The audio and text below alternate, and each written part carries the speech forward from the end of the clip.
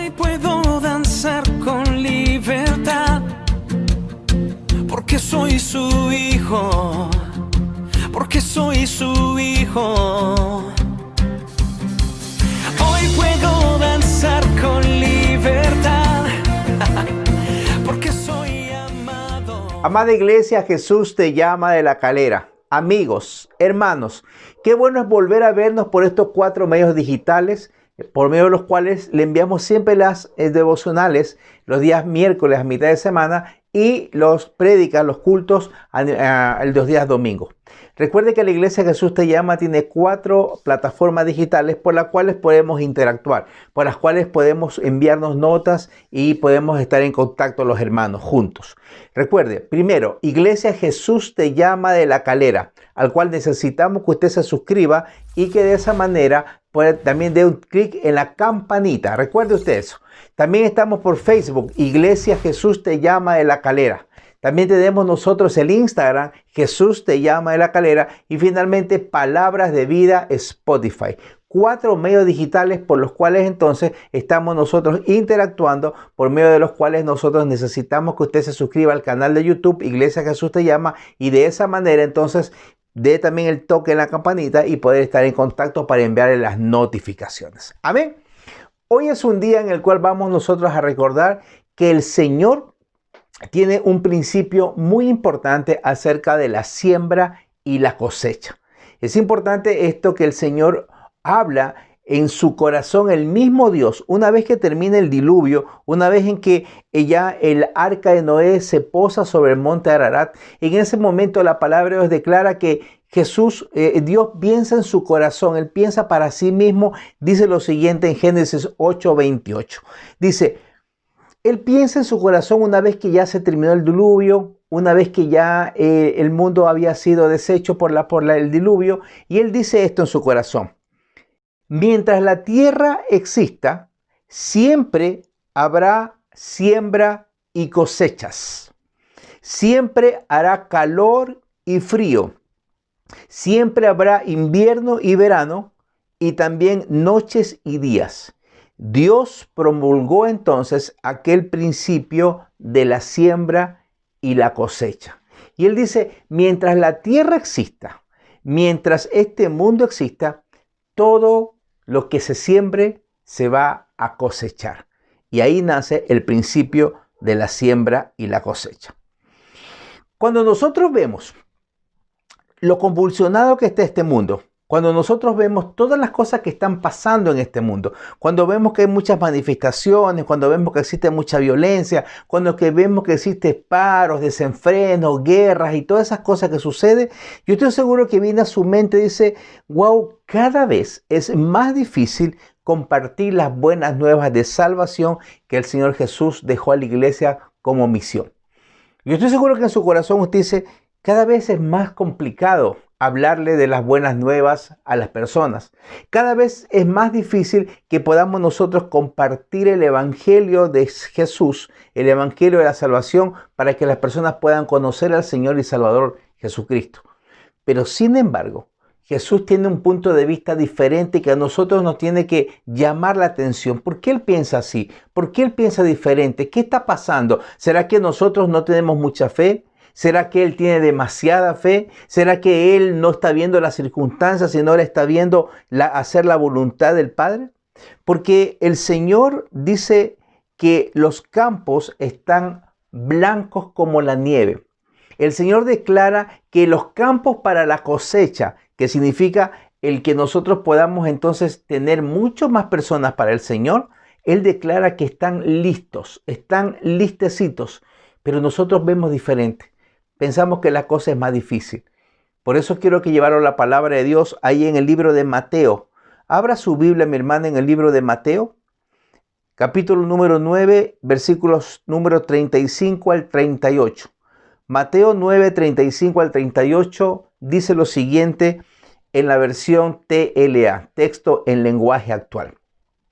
Dice esto: Jesús recorría todos los pueblos y las ciudades, enseñaba en las sinagogas, anunciaba las buenas noticias del reino de Dios y sanaba a la gente que sufría de dolores y de enfermedades.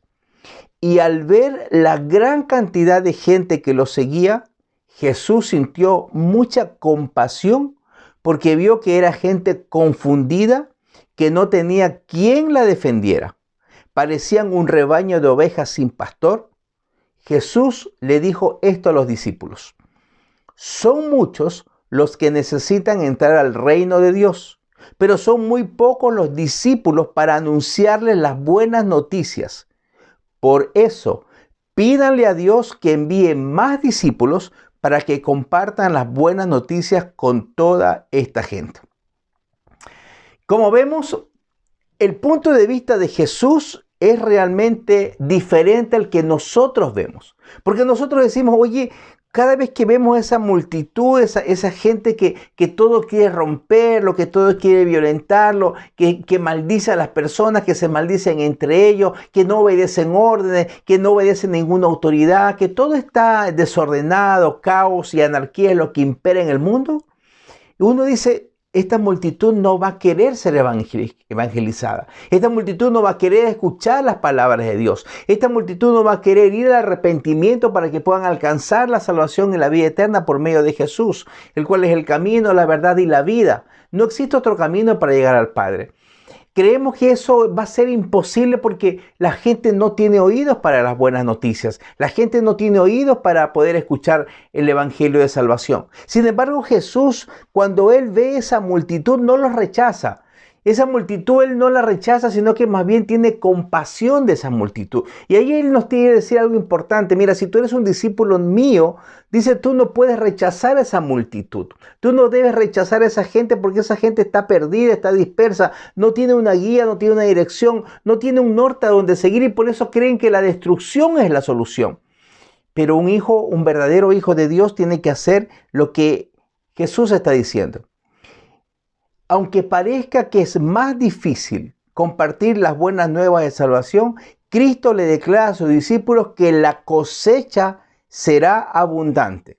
Será tan abundante que necesitarás de mayor número de obreros, que necesitarás de mayor número de personas que te ayuden a cosechar, porque esto va a ser demasiado grande. Y esa es la fe que uno tiene que copiar de Jesús. Jesús, si tú lo dices, yo lo tengo que creer. Jesús, si tú lo dices, que eres la verdad absoluta, entonces quiere decir que eso es una realidad, aunque a mis ojos no lo parezca. Y esa es la fe que hoy tenemos que tener. Pero ¿qué hacía Jesús mientras veía esa multitud? Mateo 9:35 dice, recorría Jesús todas las ciudades y aldeas, enseñando en las sinagogas de ellos, predicando el evangelio del reino y sanando toda enfermedad y toda dolencia que el pueblo tenía. Primera verdad entonces que hoy debe quedar claro en nosotros es que Jesús vino a buscar al perdido. Jesús vino a buscarte. Jesús quiere encontrarse contigo. Jesús quiere que tú le prestes atención por un momento porque Él quiere llamar la atención de todos nosotros. Jesús, primera verdad, viene a buscarnos. Nuestro Señor se acercaba a las aldeas, se acercaba a las grandes ciudades y también a las pequeñas aldeas. Es decir, a Jesús le importan todas las personas, los citadinos y las personas de la zona rural, los ricos y los pobres. No importa la raza a la que pertenezca, Jesús vino a buscar a todo el mundo. Pero ¿qué hacía en las aldeas? Él enseñaba. Él enseñaba. Y algo interesante de este verbo enseñar en la Biblia, el cual es didasco, es que está reservado este verbo exclusivamente para enseñar las sagradas escrituras, para enseñar la palabra de Dios. Es decir, Jesús no se acercaba a las aldeas y a las grandes ciudades a enseñar cualquier cosa.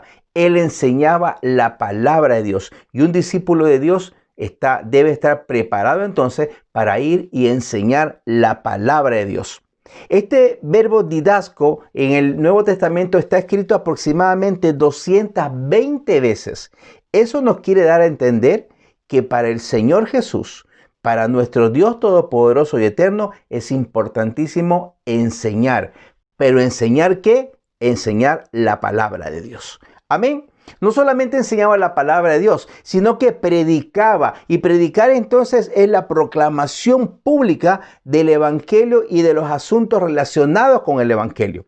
Jesús exponía entonces el evangelio del reino, las buenas nuevas de salvación, las buenas nuevas de que el Mesías ha llegado, el Mesías ha pagado o va a pagar en la cruz todos los pecados de la humanidad. Y por lo tanto, tú que eres un pecador, si te acercas a Jesús con fe, pueden ser tus pecados saldados, porque la muerte de Jesús nos trae vida a nosotros. Entonces, predicar el evangelio y enseñar en las aldeas son cosas que los discípulos de Jesús tenemos que hacerlo. ¿Estamos preparados para predicar? Algo importante que tiene que tener en cuenta acerca de esta predicación es que lo hace usted con la autoridad que le da la convicción. Y cuando usted está predicando, no solamente es responsabilidad para el que predica, porque la predicación de la palabra de Dios trae también responsabilidad para el que escucha. Si alguna vez usted ha predicado la palabra de Dios, si alguna vez usted le ha enseñado a alguien la palabra de Dios, esa persona ya es responsable por haber escuchado las buenas nuevas de salvación. Y cuando algún día estemos delante del trono blanco de Jesús, que juzgará a los vivos y a los muertos, entonces esa persona ya no podrá decir que nunca ha escuchado el evangelio de la salvación. Es decir, la responsabilidad de predicar no solamente es para nosotros los que predicamos, sino también para aquel que está escuchando. Mire la verdad tan importante que es enseñar y predicar la palabra de Dios. Y finalmente Jesús iba sanando a los enfermos que habían en estas ciudades y aldeas. Jesús ayudaba a los enfermos a restablecer su salud. Milagrosamente los sanaba de todas sus dolencias. Jesús entonces espera que un verdadero discípulo suyo no solamente vaya a buscar y enseñar, no solamente vaya a predicar el evangelio y las buenas nuevas de salvación, sino que tenga la suficiente fe para poder colocar la mano sobre los enfermos y que estos logren ser sanados. Recuerde que Jesús tiene una gran promesa para todos aquellos que le creen. Él dice en el libro de Juan capítulo 14 versículo 12, de cierto os digo, el que cree en mí, las obras que yo hago, él las hará también y aún mayores, porque yo voy al Padre. Esa es la promesa que tiene Dios para sus discípulos. Lo que yo he hecho, si tú crees en mí, también lo podrás hacer. Y no solamente eso, harás cosas mayores. Recuerde, Jesús, cuando ve esa multitud, que aunque parezcan desordenadas, que aunque parezcan que no tienen un rumbo, que aunque parezcan desesperadas, desorientadas, desilusionadas, Jesús va a buscarlos y va a enseñarles, a predicarles y a sanarlos de su dolencia. El Señor espera que un discípulo suyo también haga lo mismo. ¿Eres capaz de ponerte en la brecha, iglesia? ¿Somos capaces de ir, enseñar, predicar y sanar enfermos? Porque la palabra de Dios nos dice que el que cree en Él, cosas mayores hará y estas también las hará. ¿Somos capaces de creer? Aunque las cosas parezcan difíciles, el Señor dice que necesitaremos muchas manos, que necesitaremos muchos obreros, porque la cosecha será abundante. Señor, creemos en tu palabra. Si tú lo dices, sabemos que la cosecha será abundante. Por eso, Señor, ayúdanos con tu buen espíritu a que podamos nosotros también enseñar, predicar y sanar a esos enfermos. Lo confesamos en el poderoso nombre de Jesús. Amén y amén.